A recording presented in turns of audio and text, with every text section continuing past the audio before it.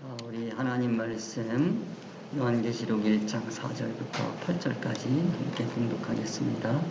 요한은 아시아에 있는 7교회에 편지하노니 이제도 계시고 전에도 계시고 장차 오실 이와 그 보좌 앞에 7명과 또 충성된 증인으로 죽은 자들 가운데서 먼저 나시고 땅의 임금들의 머리가 되신 예수 그리스도로 말미암아 은혜와 평강이 너희에게 있기를 원하노라. 우리를 사랑하사 그의 피로 우리 죄에서 우리를 해방하시고 그 아버지 하나님을 위하여 우리를 나라와 제사장으로 삼으신 그에게 영광과 능력이 세세토록 있기를 원하노라. 아멘. 볼지어다 구름 타고 오시리라. 각인의 눈이 그를 보겠고 그를 찌르는 자들도 볼 터이요 땅에 있는 모든 족속이 그를 인하여 애곡하리니 그러하리라. 아멘. 주 하나님이 가라사대 나는 옳다 가라. 이제도 있고 전에도 있었고 장차 올 자요 전능한 자라 하시더라. 아멘. 자, 우리 요한계시록 함께 공부하고 있습니다. 요한계시록 할 때 요한계시록 앞에 서신서가 있고 서신서 앞에 사도행전이 있고 사도행전 앞에 사복음서 있고 사복음서 앞에 구약, 어느 하나도 빼놓을 수 없는 귀한 말씀이다. 이 전체 맥락 계시의 말씀 성경 66권 속에서 계시록을 우리가 봐야지 계시록만 딱 떼서 보면 안 된다 하는 말씀을 우리가 함께 살펴봤습니다. 그랬을 때 그 계시록의 개요를, 자, 계시록은 제일 중요한 것이 복음이라고 하는 겁니다.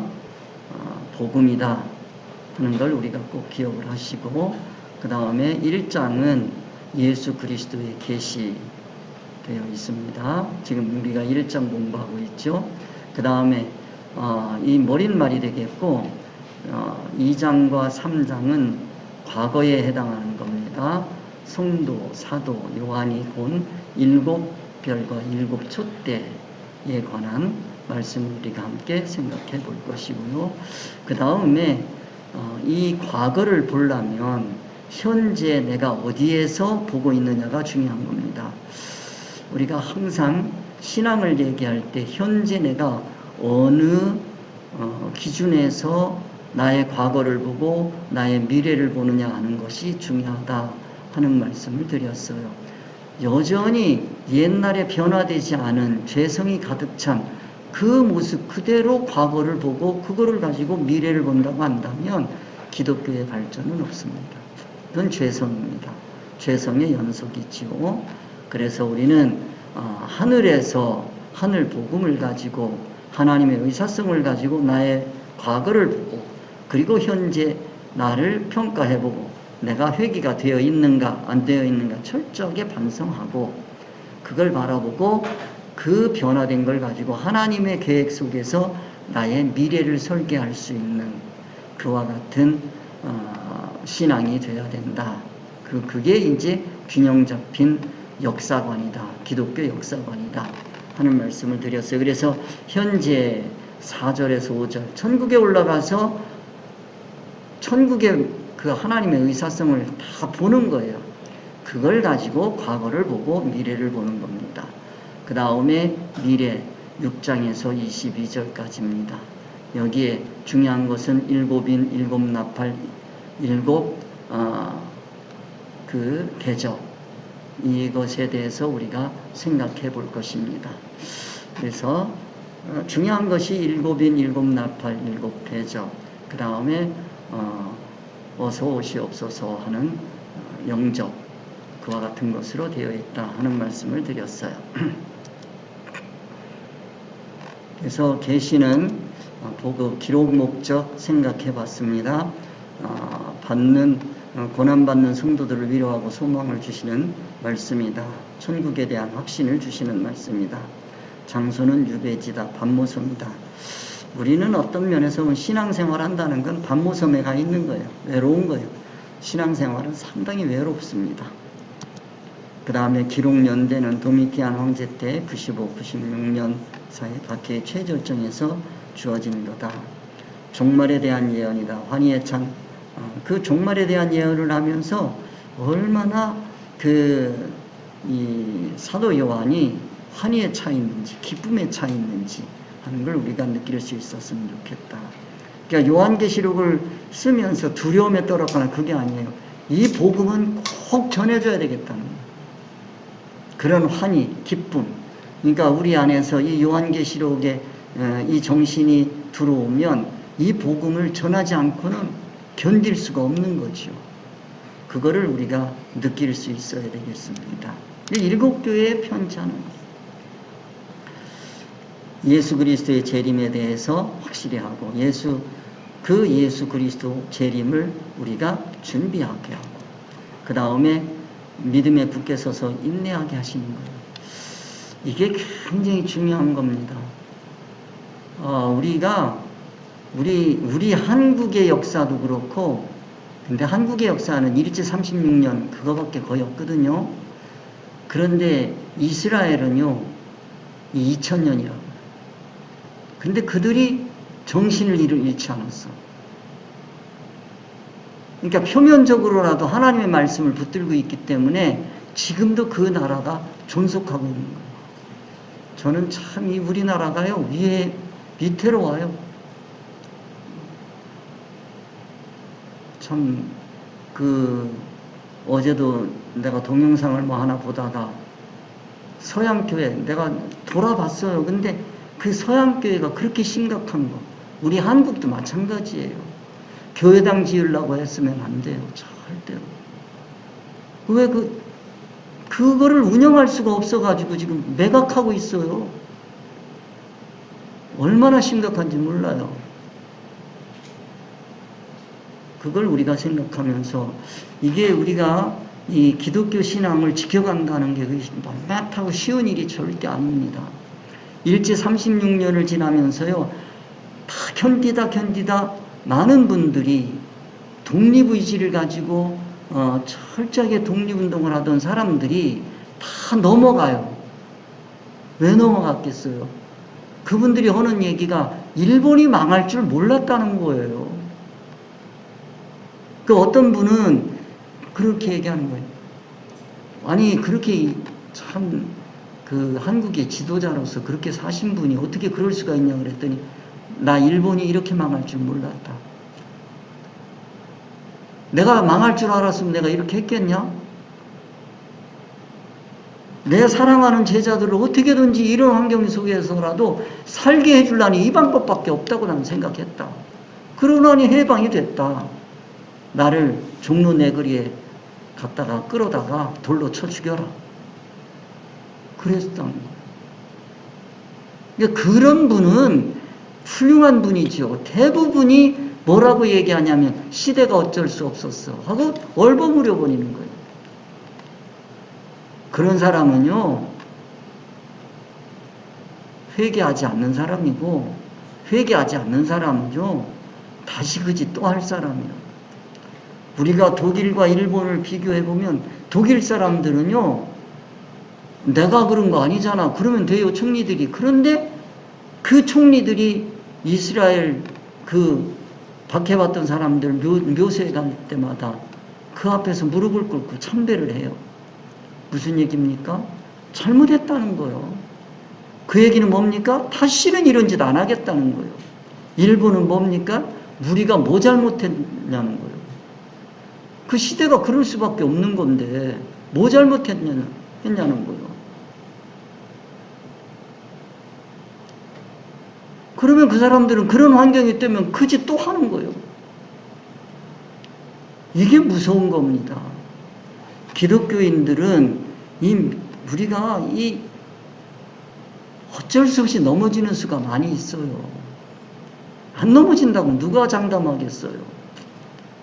그런데 그때 우리가 말씀이 깨달아지면 그때 통탄하고 하나님 앞에 애곡하고 부르짖어 기도해야 됩니다. 회개해야 됩니다. 그래야 믿음에 굳게 서서 인내하며 나갈 수 있지. 안 그러면 변명하기 바빠요. 이 세상은 수단이라고 하는 것을 우리가 꼭 기억합시다. 그 다음에 이제 계시록을 기록한 목적은 천국에서 만나자. 이 세상은 수단이다. 이 세상은 임시성이다. 이거는 언젠가는 사라질 거다. 그런 확신을 가지라는 거예요. 영원히 가는 거 아니다. 영원히 가는 우리의 본향은 천국이다. 그러니 천국에서 만나자. 이게 계시록을 쓰신 목적이에요. 그 좌절과 절망 가운데 자기보다 신앙이 높은 사람이 없어요. 요한이. 그런 요한이 그 밤모섬에서 외롭게 지내고 있는데 말씀을 깨달은 거예요. 천국을 본 거예요. 아마 이걸 안 봤으면 요한도 별 수 없이 예수님 팔아먹었을 거예요. 그러니까 이 신앙이 진짜 중요한 건 뭐냐면 순교보다 더 중요한 게 있어요. 순생애야. 순교의 생애를 살아간다는 거, 이거보다 더 귀한 게 없어요. 순교 정신을 가지고 끝까지 견뎌내서 살아남는 거. 이 요한계시록이 그래서 마지막에 있는 거예요. 순교해서 죽는 것도 귀한 것이지만 그건 그거 끝나요. 근데 살아있단 말이에요. 고통은 여전히 있고. 그런데 신앙을 버리지 않는 거예요. 그래서 우리는 요한에게서 배울 게 많이 있어요. 그런 걸 우리가 살펴봐야 되겠다 하는 말씀을 드렸습니다. 그래서 계시록의 위치가 어떤 것이고 계시록의 기본적인 정신이 뭐다.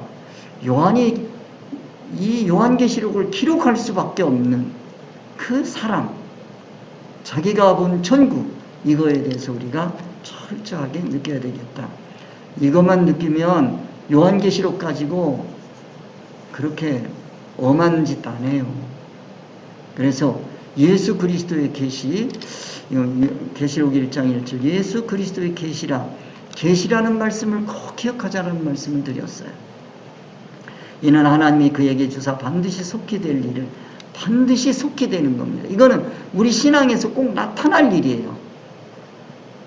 안 나타나는 게 아니에요. 나타나요. 그 종들에게 보이시려고 천사를 그 종 요한에게 보내어 지시한 것이라.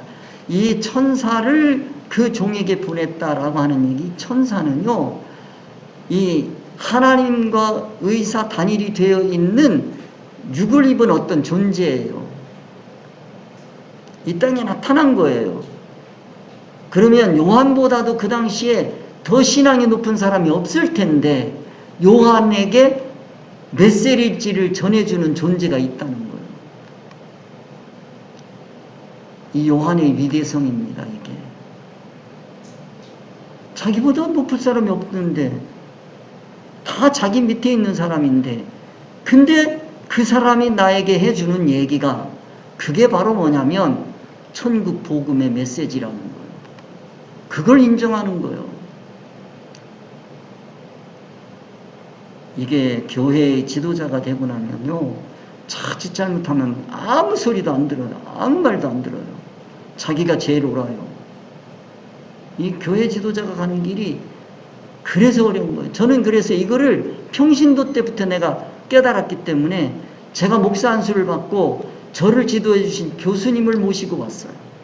그리고 내가 그 교수 성도들 앞에서 그 교수님에게 제 목사 그 증을 내가 이렇게 드리고 다시 안 나와요? 안 나와? 나와요? 안 나와요? 잘 나와? 응. 그분에게 내가 얘기를 했어요. 드리고. 그리고 내가 그분에게서 받았어요. 그리고 내가 그분의 지도를 받겠다. 왜냐하면 교회에서 목사가 담임 목사가 되면요, 지도해 줄 사람이 없어요. 기독교에 여기 감독이 나를 지도하겠습니까? 누가 지도해요? 나에게 안수 준 분인 그 목사님이 나한테 지도하겠어요? 없잖아요. 총회장이 합니까? 안 되잖아요. 그래 내가 큰일 나겠다 싶어서, 그리고 내가 그런 거를 많이 봐왔잖아요. 평신도 쪽에 담임 목사님들의 나는 장로교 출신이니까 이 감리교보다 장로교는 더 강하거든요. 그래서 내가 이 목사의 길을 걸어갈 때 있어서 내가 스승을 둬야 되겠다. 이게 얼마나 중요한 건지 몰라요. 여러분들 앞으로 이제 이 얘기가 계속 나오는데, 기독교인으로서 살아간다는 건요, 여러분들이 왕권을 가지는 거예요. 제사장의 권을 가지는 거예요. 감히 여러분들을 어떻게 할 수 없어요. 그럴 때 여러분들이 어떻게 해야 될 것이냐 하는 걸 여러분들이 봐야 될 겁니다. 그래서 그 종 요한에게 보내어 지시하신 것이라. 요한은 하나님의 말씀과 예수 그리스도의 증거고 자기의 본 것을 다 증거했다. 이 예언에 이거 벗어나면 요한이 아닌 거예요. 그걸 우리가 알아야 돼요. 이 예언의 말씀을 읽는 자와 듣는 자들과 그 가운데 기록한 것을 지키는 자들이 복이 있나니 때가 가까우니라. 때가 가까운 거죠. 그리고 이제 4절입니다. 지난주에 말씀드린 요한은 아시아에 있는 7교회에 편지하노니 이제도 계시고 전에도 계시고 장차 오실 이와 그 보좌 앞에 7영과. 이 요한이 누구냐라고 하는 거 우리가 생각해 봤고요. 한번 그거 봅시다. 조금. 요한이 누구냐? 요한은 예수 그리스도의 그 계시의 흐름을 우리가 이해를 하는데 굉장히 도움이 돼요. 하나님께서 예수 그리스도를 통해서 말씀하셨어요. 근데 예수님께서 요한에게 직접 말씀하시잖아요. 제자 시절에는 했는데 지금은 아니란 말이에요. 누구를 통해서 해요? 천사를 통해서 말씀하신단 말이에요. 그리고 그 천사가 요한에게 말씀하시고, 그 요한이 그 종들에게 얘기하고, 그 종들이 성도들에게 얘기하는 거예요. 이런 흐름이 있어요. 여기서 이게 하나님의 의사성이라고 하는 거, 진리라고 하는 거, 이것이 가장 중요합니다. 그러니까 하나님도요, 하나님의 창조 목적을 우리가 생각해 보고, 그 하나님이 아니면 가짜라고 생각하시면 그게 우상이에요. 기독교에서 하나님인 줄로 알고 자기가 성경에서 믿고 따라왔는데, 그것이 하나님의 창조 목적을 생각해 볼 때 이건 하나님이 아니다라고 하면 그 하나님 아닌 거예요. 가짜요. 이거를 구별해낼 수 있어야 돼요. 기독교에서 제일 무서운 게 뭡니까? 우상이잖아요. 그 하나님.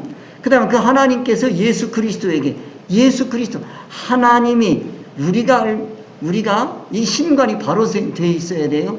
그 바로 되어 있는 신관에서 설정되어 있는 하나님, 그 하나님께서 예수 그리스도에게 주신 말씀이 있단 말이에요. 그 예수 그리스도에게 주신 하나님의 말씀, 하나님의 의사성, 하나님의 뜻, 이걸 벗어나면, 창조 원인 동기 목적을 벗어난 예수 그리스도가 나온다면 그건 예수 그리스도가 아니고 가짜란 말이에요. 그 예수는 가짜란 말이에요. 근데 구별하기가 쉽지 않단 말이에요, 이게. 그래서 우리는 이 흐름을 꼭 기억해야 돼요. 하나님, 신관이 바로 돼야 되고, 그 다음에 그 신관에서 예수 그리스도가 나오고, 그 예수 그리스도가 하나님의 의사성을 얼마나 반영해서 삶을 꾸리고 교훈했느냐, 그거에서 벗어나면 가짜다. 예수 그리스도 가짜 얼마든지 있어요. 그 다음에 그 예수 그리스도가 천사에게 얘기했단 말이에요. 천사에게 얘기했어요. 그러면 이 천사가 천사인지 사탄인지 어떻게 하냔 말이에요, 이게. 예수 그리스도의 의사성과 동일하면, 단일하면 천사지만 단일하지 않으면 그건 가짜란 말이에요. 가짜가 뭡니까? 사탄이지, 마귀지, 귀신이지.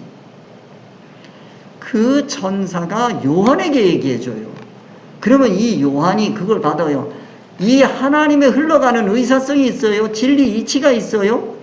그 하나님의 뜻이 있어요. 여기에서 벗어난 요한이 나온다고 한다면 그건 가짜란 말이에요. 그 요한이 종들에게 이 의사성을 그대로 받아서 그것을 읽어주고, 그것을 듣고, 그것을 지키게 해야 된단 말이에요. 그거에서 벗어난 성도들이 있으면 가짜란 말이에요.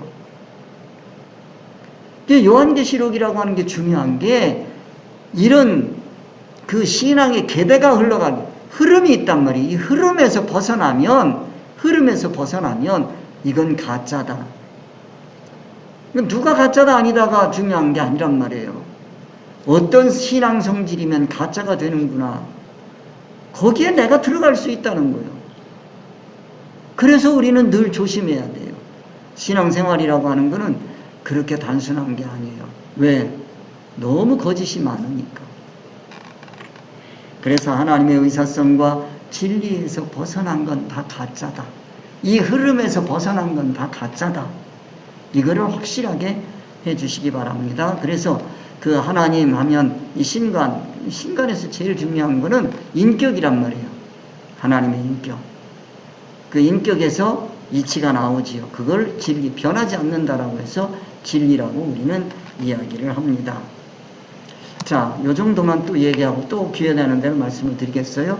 그 7교회란 말이에요. 7교회를 하면 우리가 지도상으로 보면 그런 얘기, 에베소 교회, 서모나 교회, 버가모 교회, 두아디라 교회, 사대 교회, 빌라델비아 교회, 라오디아 교회, 이렇게 여기도 보이는지 모르겠습니다. 이게 여기가 반모섬입니다. 이 반모섬이고, 여 반모섬에서 7교회, 여기 7교회입니다. 해변가를 따라서 에베소 교회, 서모나 교회, 버가모 교회. 그래서 제가 그렇게 말씀을 드렸어요. 에서보, 이렇게 에서보 이렇게 오시라고 그랬어요. 7교회 이름 정도는 외워두는 게 좋겠습니다. 앞으로도 계속 나옵니다. 위치도 알아두면 잘 안 잃어버려요. 에서보 이렇게. 에베소 교회, 서모나 교회, 버가모 교회. 그 다음에 여기가 두아디라 교회, 두아디라 사대 교회, 빌라델비아 교회, 그 다음에 라오디게아 교회 이렇게 되어 있습니다. 그래서 두사빌라 이렇게 두사빌라, 에서보 두사빌라 이렇게 외워두시면 좋겠어요. 에서보 두사빌라 이렇게 외워두시면 좋겠어요. 이 7교회란 말이에요. 이 7교회의 성질을 다 말씀드리기는 지금 어렵고 이 7촛대에 대해서 말씀을 드릴 거예요. 아시겠죠? 그러니까 그때 가서 7촛대 그 다음에 그 7령 뭐 이런 얘기들 앞으로 계속 나오니까 요 정도만 우선 알아두시고요. 여기서 중요한 게 이제도 계시고 전에도 계시고 장차 오실 하는 얘기 말씀을 드렸어요. 역사관 우리가 말씀을 드렸습니다. 항상 현재, 이 현재 내가 판단을 해야 되는데 이 판단하는 내가 누구냐라는 거예요.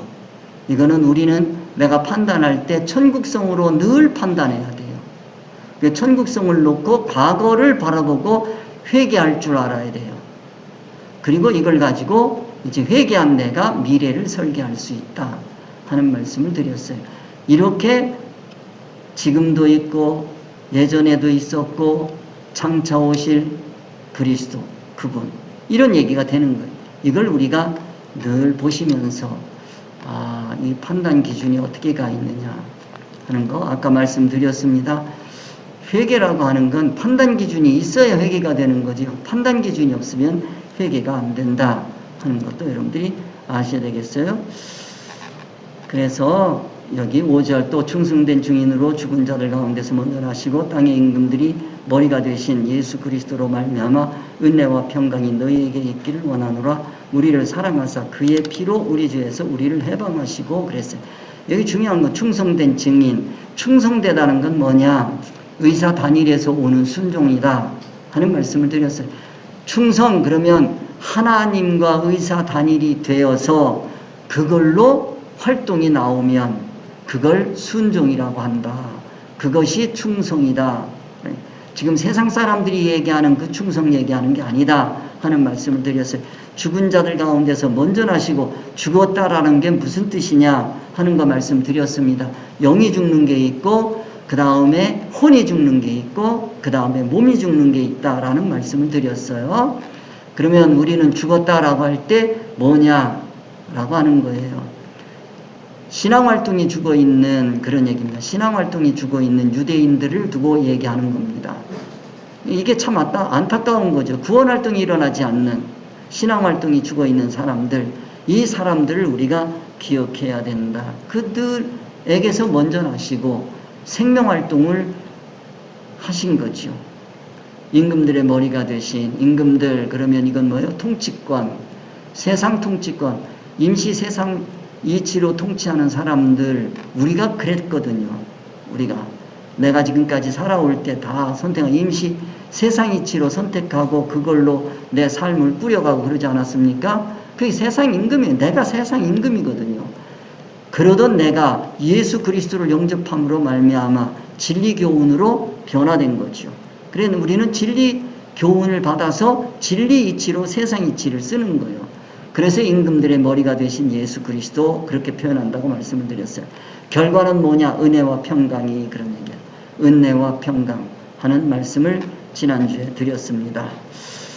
자, 그래 여기에 뭐 여러 가지 얘기가 있는데, 자, 그래서 여기 그 보좌 앞에 일곱 영과라고 하는 일곱 영에 대해서 우리가 한번 생각해보고, 보좌 앞은 뭐냐? 일곱 영이 나와야 되는데 이게 기독교가 혼란스러워지는 게 이런 문제란 말이에요.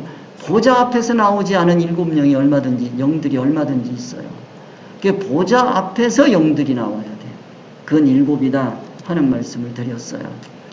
그래서 보좌 앞에, 그러는 건 하나님의 통치성, 하나님이 굉장히 중요하죠. 신관이 바로 돼야 돼요. 하나님께서 우리를 통치하시죠. 통치하려면 뭐가 있어야 돼요? 법이 있어야 돼요. 그 법을 가진 자를 뭐라고 그래요? 권세. 그 권세에서 벗어나면 가짜.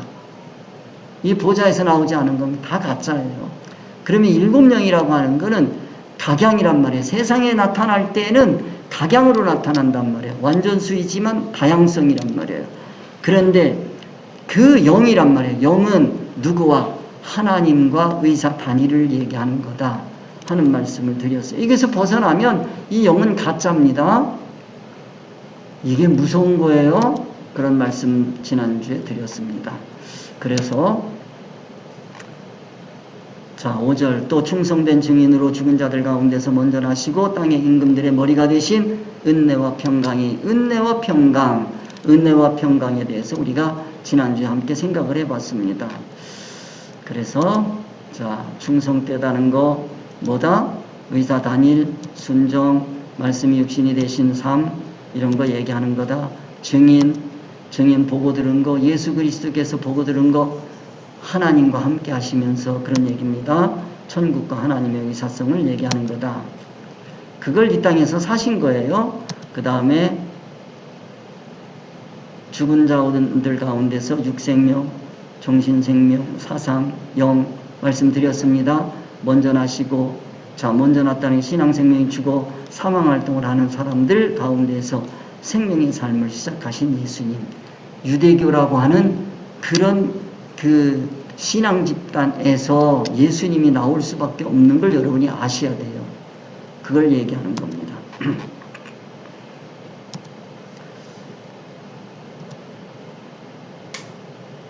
자, 그 다음 땅의 임금들, 세상 이치로 통치, 지난주에 다 말씀드린 겁니다. 한 번씩 다 정리해 두세요. 머리가 된다는 건 뭐예요? 판단 기준이 되시는 거, 예수 그리스도 되는 거죠. 서론에서 말씀드렸습니다. 자, 이렇게 보시면서 이런 거를 다 정리해 두시는 게 좋겠어요. 자, 그런 그리스도로 말미암아. 자, 은혜, 지난주에 말씀드렸습니다. 은혜하게 되면 선물이다. 선물은 뭐예요? 중요한 게 마음이에요. 마음이 중요해요. 마음을 담는데 그걸 뭐라고 그래요? 포장이라고 그럽니다. 세상이죠. 내용은 뭐다? 구원이다. 이거예요. 그래서 은혜 그러면 하나님, 예수 그리스도, 성령, 역사가 모두 뭐로 되어 있느냐면 선물로 되어 있거든요. 선물이라고 하는 건 마음이란 말이에요. 마음이 뭐냐? 세상을 사용해서 그런 얘기입니다. 그 안에 뭐가 들어있다? 구원이 들어있다. 우리가 살아가는 삶 속에 우리의 구원이 들어있다. 그거를 우리가 배우는 거예요. 교회는 왜 필요하냐? 이 구원의 이치를 배우고 내가 삶 속에서 구원을 이루어가야 되기 때문에 중요한 거죠. 교회가. 그 다음에 평강하게 되면 의사단일을 얘기한다고 그랬습니다. 의사단일이라고 하는 건 이건 뭐냐? 의사성이 같아야 돼요. 의사성을 알아야 돼요. 그래서 근데 우리가 하나님의 의사성은 자꾸 빼고 생각하려고 그래요. 답답하다 그러는데 하나님의 의사성을 꼭 알아야 돼요. 하나님의 의사성 그러면 거기에는 소원성, 목적성, 추구성 이런 게 있어요. 그리고 이런 것들이 하나가 될 때에 거기에 관계가 깊어질 수 있어요. 그러면 그걸 뭐라 그래요? 사랑이라 그럽니다. 그런 걸 뭐라 그러느냐? 평강이라 그러는 거예요. 이게 평강이라고 하는 건 그냥 평강, 세상 사람들이 얘기하는 평강이 아니다 하는 말씀을 드렸어요. 그게 너희에게 하는 거는 편지를 받는 7교회를 얘기하는 거다. 7교회가 정말 이걸 받기를 원하는 거예요. 우리가 우리 자녀들을 바라볼 때 정말로 우리 자녀들이 이걸 받기를 원한다. 은혜와 평강이 있기를 원한다. 우리 자녀에게. 똑같은 거예요. 그러니까 이 요한에게 있어서 7교회는 자기 자녀와 같은 거예요. 7교회, 그러면 7교회, 그러면 7교회의 성질을 두고 얘기하는 건데, 이제 앞에 가서 또, 장차 말씀을 드리겠습니다. 자, 그래서 오늘은 우리를 사랑하사 그의 피로 우리 죄에서 우리를 해방하시고 라고 하는 내용을 우리가 한번 봐야 되겠습니다. 사랑이라고 하는 건 뭐냐면 관계성이거든요. 관계성.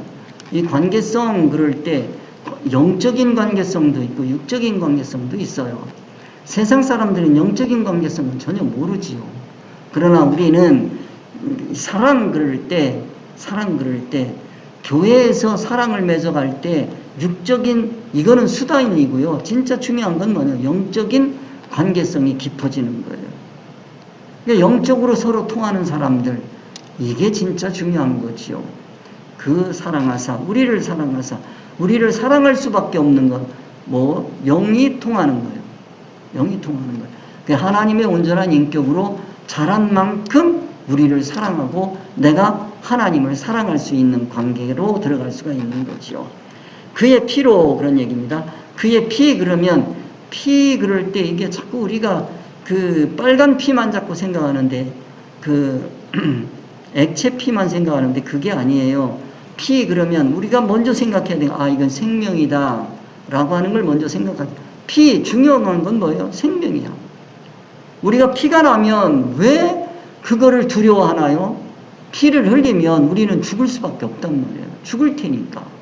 그래서 피라고 하는 건 생명이다라고 하는 생각을 가지시고 생명에는 영의 생명이 있고 혼의 생명이 있고 몸의 생명이 있어요. 근데 세상 사람들은 몸 생명만 생각하지 혼 생각은 별로 생각 안 해요. 그래도 깨어있는 사람들은 혼의 생각을 알아요. 이 생명을 알아요. 진짜 중요한 거는 이 명예를 중시하는 사람들은 자기 명예가 죽었을 때, 명예가 사라질 때 더 살 가치가 없는 거예요.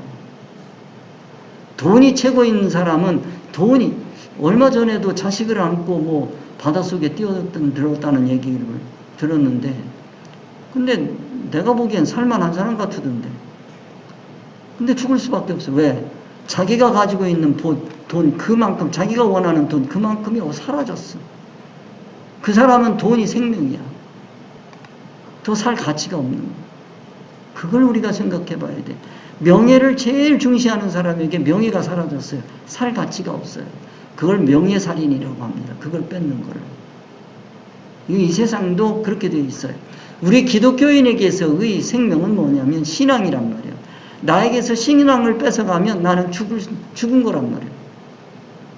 그걸 이해를 해야 되는데 기독교인이 명예나 이 혼적인 생명까지는 이해하는데 신앙 생명을 모른다 그러면 이거야말로 비극이란 말이에요. 내 신앙이 죽으면 이루어가야 될 구원이 없어져요. 그걸 여러분들이 이해를 하셔야 앞으로 예수 그리스도의 피를 우리가 이해할 수 있게 됩니다. 그래서 영적인 죽음, 영은 죽는 게 아니에요. 그런데 영적인 죽음이 있어요. 활동적으로 죽는 게 있어요. 그건 뭐냐면 신앙이다. 신앙 죽음이다. 하는 거. 우리 죄에서 죄 그러면 이 관계성이 끊어지는 거다. 하는 거죠. 그러면 죄가 뭐냐라고 할 때 세상 사람들이 이야기하는 그 죄, 자연법이라든지 사회법이라든지 그 다음에 윤리도덕법이라든지 종교법이라든지 이런 기준에서 얘기하는 거냐? 아니다는 거예요. 죄는 뭐냐? 하나님 기준에서의 죄를 알아야 된다 하는 말씀을 드리겠습니다. 그래서 하나님 기준에서의 죄라는 게 뭐냐? 하나님은 창조주시고 우리는 피조물이에요. 그러니까 피조물, 하나님께서, 창조주 하나님께서 피조물인 우리를 찾아오셨단 말이에요. 왜 찾아오시냐?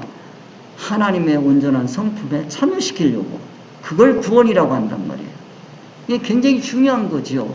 그러니까 기독교라고 하는 건 신의 성품에 참여하는 거예요. 이게 구원이에요. 그러니까 환경을 변화시키는 게 아니고 우리의 인격을 변화시키는 거예요. 그 인격도 어떤 인격이냐? 사람의 인격이 아니란 말이에요. 하나님의 인격이란 말이에요. 하나님의 성품에 참여하는 거란 말이에요. 그거를 단절했어요. 신앙이라고 하는 건 그걸 이어져 가는 건데, 그거 이루어 가야 되는 건데, 그게 단절이 됐어. 왜? 메시아를 죽임으로 말미암아. 그거를 예수 그리스도를 통해서 보여주신 거예요. 너는 지금 신앙이 죽었어. 무슨 얘기야? 나 모두하고 제사도 하고 뭐 이렇게 하는데 무슨 얘기야? 우리는 성전도 있고. 아니야, 너 죽은 거야. 증명해볼까? 그래, 너 메시아가 왔잖아. 메시아 너 죽였지. 메시아 죽였는데 메시아가 너를 구원하는 건데 너를 구원해주는 메시아를 죽였는데 네가 살았다고?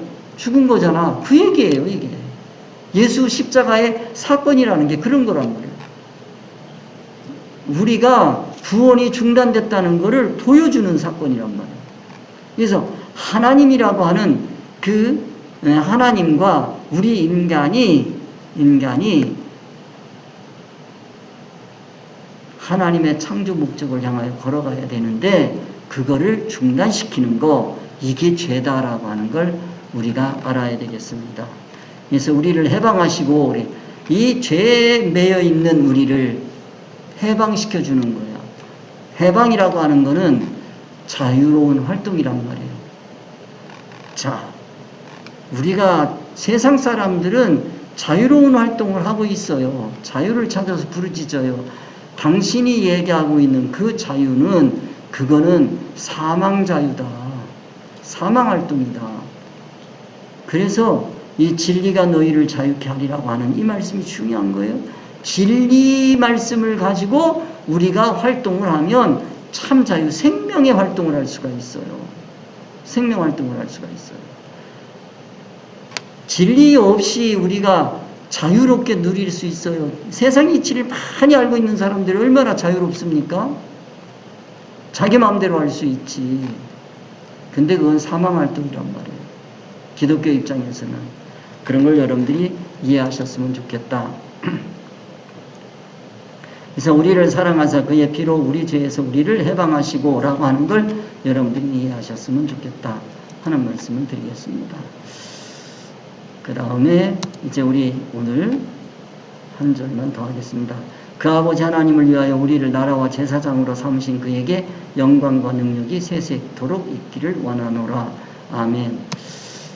자, 그 아버지 하나님을 위하여 나라와 제사장으로 삼으신 그에게 영광과 능력이 세세토록 있기를 원하노라.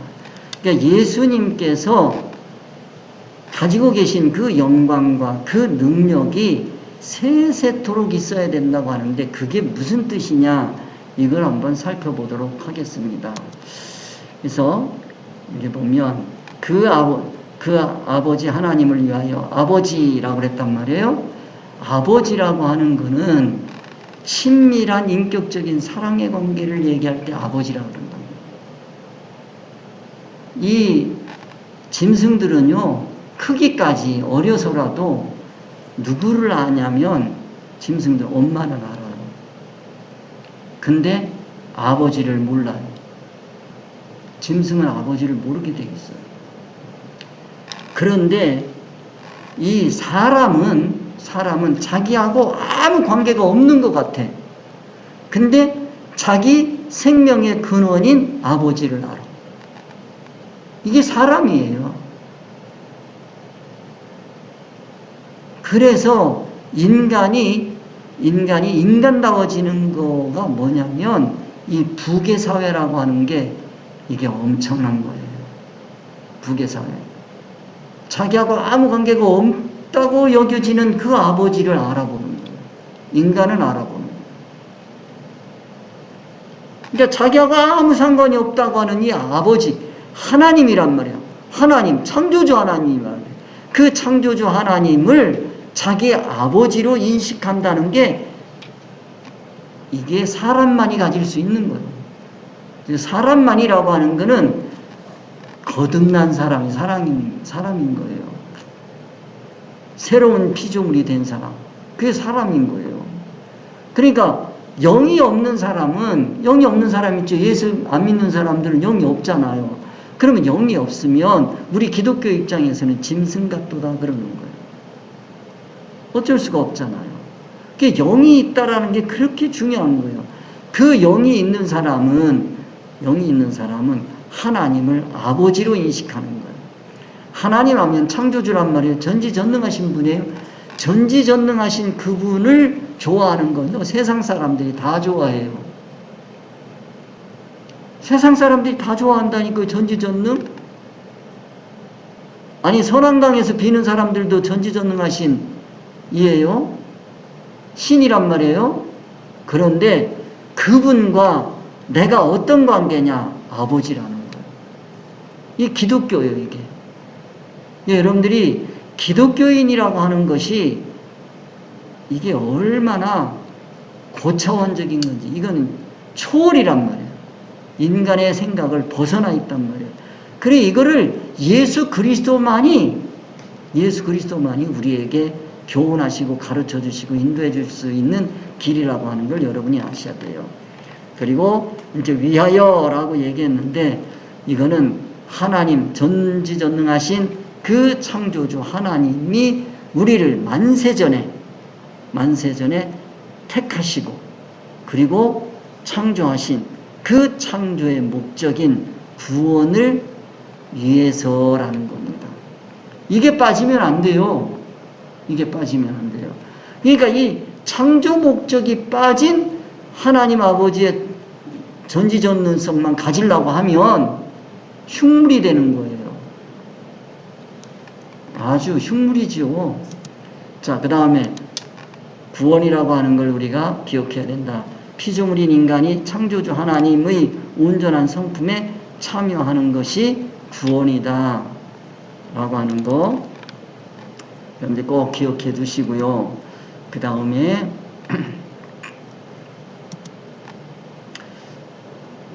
나라와 제사장으로 삼으셨다. 나라 하는 거는 천국 백성을 삼으신 거예요. 나라 하는 건 우리를 천국 백성 삼았어요. 우리는 그러기 때문에 진리 통치를 받아야 되는 거예요. 임시 세상 통치를 받으면 안 돼요. 교회는 하나님의 말씀의 법 통치를 받는 거지 어떤 경우에도 세상 법에 가면 안 돼요. 근데 교회에서 해결되지 않은 문제를 세상 법정에 가요. 창피한 줄 알아야지. 거기 가서 죄 없다 그러면 죄 없는 거예요? 왜 기독교인들이 그렇게 세속화가 되고 타락이 됐느냐. 그런 걸 타락이라고 하는 거예요. 우리는 천국 백성입니다. 천국 백성 된 우리는 세상의 어떤 법도 나를 지배할 수 있게 해서는 안 돼요. 그런 빌미를 줘서는 절대 안 돼요. 우리는 오직 진리 통치를 받아야 된다 하는 말씀을 드리고 제사장으로 라고 하는 거예요. 우리를 나라 삼으셨고 나는 진리 통치를 받는 존재다. 그 다음에 제사장으로 라고 하는 건 우리는 뭐다? 중보자다. 제사장 예수 그리스도는 중보자입니다. 중보자가 되실 수 있는 건 그리스도 하면 신성입니다. 예수 하게 되면 육성입니다. 육성에는 혼과 몸이 있습니다. 그래서 이 신성 하나님과 육성을 가지신 예수 그리스도께서 우리를 사람을 하나님의 것과 이 세상을 연결시켜 주는 거예요. 그걸 중보자라고 하는 겁니다. 이 중보는 아무나 하는 게 아니에요. 신성과 육성을 함께 가지고 있을 때 중보할 수 있는 거예요. 삼으셨다라고 하는 건 창조하시는 거예요. 그래 제사장으로 삼으셨다라고 할 때 여기서 한 가지 더 나가면 이런 거를 여러분이 얘기할 수 있어야 되겠어요. 내가 중보자의 도움을 받아야 돼요. 예수 그리스도의 도움을 받아야 돼요. 왜 그러냐? 나는 뭐가 있어요? 영이 있어요. 나는 뭐가 있어요? 몸이 있고 이성이 있어요. 여기에서 내 영과 몸이 육이 만날 수 있도록 해줘야 돼. 그건 예수 그리스도밖에 없어요. 그걸 깨달음의 세계라고 말씀을 드렸어요. 그런 것도 여러분들이 이해를 하셨으면 좋겠습니다. 그러니까 제사장, 밖에 있는 제사장 그분들만 얘기하고 밖에 있는 분들을 중보하는 것만 생각하지 말고 내 안에서 내 영과 내 육을 만나게 해주시는 예수 그리스도 그분을 깊이 깨달으시고 우리가 내 영과 내 육이 만날 수 있는 길을 열어주신 예수님을 늘 만나야 됩니다. 그래야 신앙의 길을 걸어갈 수 있다. 그래서 자 그에게 영광과 능력이 그랬습니다. 그에게 예수 그리스도에게 그분에게 중보자에게 영광하게 되면 승리하신 거예요. 승리했다라고 하는 얘기는 무슨 얘기냐면 하나님의 것으로 세상의 것을 다스렸다 그런 얘기입니다. 진리 이치로 세상 이치를 다스렸다. 세상이 그를 삼키지 못했다 그런 얘기. 능력 그러면 우리는 능력 그럴 때 이 예수 그리스도의 능력은 눈에 보이는 외세에 의해서 세워진 것이 아니라 예수 그리스도 안에 있는 신성, 인격에 의해서 세워진 거다. 능력은 그래요. 기독교인의 능력은 인격에서 나와야 됩니다. 인격이 보통 인격이 아니에요. 예수 그리스도를 닮은 인격에서 능력이 돼야 돼요. 그게 능력이야. 근데 비참하게도 기독교에서 사람의 능력을 평가할 때 예수 그리스도의 인격이 있는 분이 능력 있다고 보는 게 아니에요. 자, 인격에서 예수 그리스도 인격. 이건 어디에서 온 거예요? 하나님의 인격에서 온 거예요? 하나님의 인격에서 왔어요? 그걸 가지고 그러면 거기에서 뭐가 나와요? 변하지 않는 이치가 나와요? 그걸 진리 이치라고 한다. 그런 말씀을 드렸어요. 그 이치에서 뭐가 오느냐? 권세가 와요. 그 권세, 이거 뭐예요? 이치를 사용할 수 있는 권한이 주어진다 하는 말씀이지요. 자, 근데 하나만 더 하겠습니다. 세세토록 있기를 원하노라. 세세토록이라고 하는 거, 자, 개인적으로 세세토록이 있습니다. 우리 개인이 구원의 기회를 잡아가는 거 세세토록입니다. 우리는 날마다 새로워져야 돼요. 날마다 새로워져야 돼요. 우리가 개인 구원의 기회를 놓쳐서는 안 된다. 세세토록이요. 영원토록. 이 세상 끝날까지. 그게 있기를 원한다. 즉 예수 그리스도를 통해서 자라가는 신앙의 기회를 나는 놓치지 않겠다. 또 놓치지 말아라 하는 말씀이 들어있다라는 말씀을 드렸어요. 그 다음에 두 번째로 중요한 게 신앙계대란 말이야. 신앙계대. 우리가 우리만 믿고 말아서는 안 되죠. 뭐 해야 돼요? 전도해야 돼요. 땅끝까지 이르러 전도를 해야 돼요. 이 진리 말씀을 전해야 돼요. 왜 그러냐? 세세토록이니까. 나 혼자 신앙이 끝나는 게 아니에요. 그런 말씀. 그 다음에 원하노라. 이런 건 뭐예요? 간절성, 추구성. 이 사랑하는 사람에게 원하는 게 있어요. 뭐를 내가 원할까? 내 자녀에게 뭐를 원할까? 내 자식에게 뭐를 원할까? 내 아내에게, 내 남편에게 내가 원하는 게 뭐가 있을까? 이거죠. 세세토록 있기를 원하는 거죠. 은혜와 평강이 세세토록 있기를 원하는 그것이 아멘이죠. 아멘. 진실로 그러하다라는 진실로 또는 그러하도다 하는 그런 뜻을 갖는다 하는 말씀을 드리겠습니다. 그래서 그 아버지 하나님을 위하여 나라와 제사장으로 삼으신 그에게 영광과 능력이 세세토록 있기를 원하노라. 여기까지 말씀드리겠습니다. 기도하겠습니다.